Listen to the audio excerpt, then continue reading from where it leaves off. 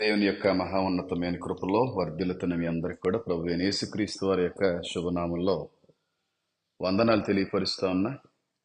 ఒక ప్రత్యేకమైనటువంటి వార్తని మీకు తెలియపరచాలని నేను ఆశపడుతున్నానండి. ఏదో టైం పాస్ కొరకు అయితే కాదు, కానీ మీ యొక్క ఆసక్తిని బట్టే ఈ సమాచారాన్ని అందించాలని నేను ఆశపడుతున్నాను. ఎందుకంటే చాలా మంది వాట్సాప్లో నాకు పర్సనల్గా మెసేజ్ చేశారన్న, ఇస్రాయేల్కి సంబంధించిన ఏ వార్త వచ్చినా నిస్సందేహంగా ఆలోచించకుండా మీరు ఏదో ఒక మెసేజ్ని మాకు త్వరగా ఇంటిమేట్ చేయండి అనేటువంటి విషయాన్ని వాట్సాప్లో తెలిపే వాళ్ళు వాట్సాప్లో తెలిపారు. ఇన్స్టాగ్రామ్లో మెసేజ్ చేసే వాళ్ళు ఇన్స్టాగ్రామ్లో తెలియజేశారు. కొంతమంది యూట్యూబ్లో కూడా ప్రత్యేకంగా కమెంట్లు పెట్టారు.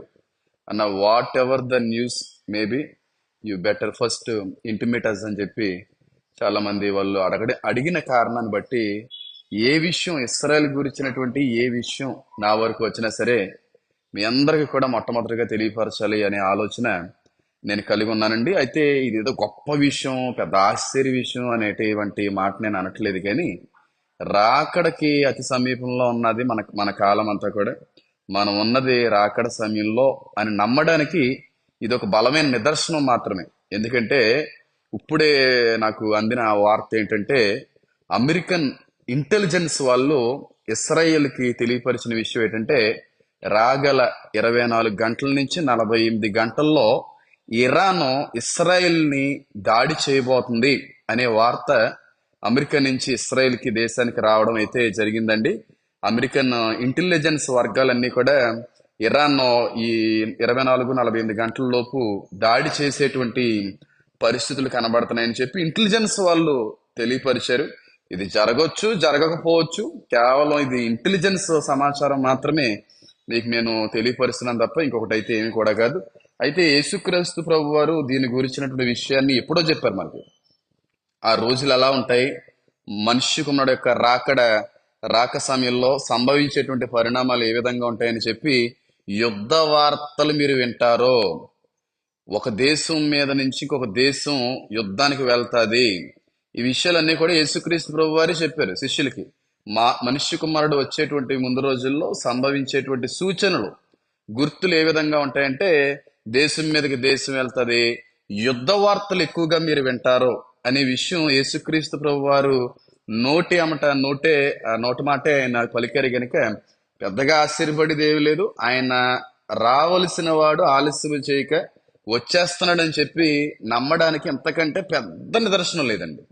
పెద్ద ఆధారం కూడా ఇంకేది కూడా అవసరం లేదనే చెప్తాను.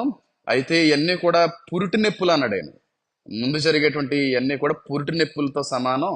ప్రసవ వేదన మరీ భయంకరంగా ఉంటుంది. అది 7 సంవత్సరాల శ్రమ గురించి ఆయన ఉద్దేశించి మాట్లాడడం అయితే జరిగింది కనుక ఇవన్నీ కూడా జరుగుతాయి, యుద్ధాలన్నీ కూడా జరుగుతాయి.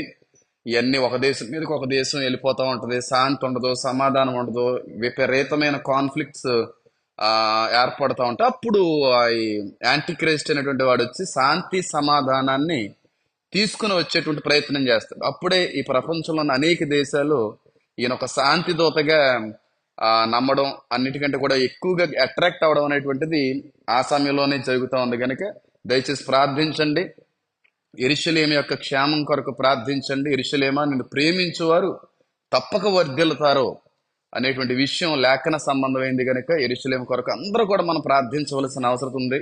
మనం రక్షించబడ్డాం, మన కుటుంబం రక్షించబడ్డాం అనే దానికంటే కూడా దేవుని యొక్క స్వకీయ జనాంగమైనటువంటి మొదటి జనాంగమైనటువంటి ఇశ్రాయేలు ప్రజలందరూ కూడా ఆయన్ని తెలుసుకోవాలి. యేసు నిజమైన దేవుడని, ఆయన మనందరి పాపాల నిమిత్తం మానవుడిగా వచ్చాడని, అదే ఇశ్రాయేల్లో ఆయన సంచరించాడని, వాళ్ళ యొక్క నేత్రాలు మూయబడినటువంటి కారణాన్ని బట్టి వాళ్ళకి అర్థం కాలేకపోయింది. ఎప్పటికైనా సరే వాళ్ళ నేత్రాలు తెరవబడాలని చెప్పి ఎంతో కొంతమంది అయినా సరే క్రీస్తు వైపుగా నడిపించబడాలనే ఆశ మనందరికి కూడా కలిగి ఉండాలి. కనుక దయచేసి ప్రార్థించండి. అన్ని దేశాల కొరకు ప్రార్థించండి, మన దేశం కొరకే కాదు, అన్ని దేశాలు కూడా శాంతి సమాధానంగా వెళ్ళేట్టుగా ఉండాలని ప్రార్థించండి. కానీ దేవుడి చిత్తం అది ఎవరో కూడా తప్పించలేరు. కనుక దయచేసి ఈ విషయాన్ని మీకు తెలిసిన వారికి అనేక మందికి షేర్ చేయండి. వాళ్ళు కూడా ఈ విషయాన్ని బట్టి ప్రార్థించడానికి అవకాశం ఇచ్చిన వాళ్ళు అవుతారు. కనుక అందరికీ కూడా ప్రభు యేసుక్రీస్తు వారి యొక్క శుభనామంలో వందనాలు. God bless you. God bless our India. Amen.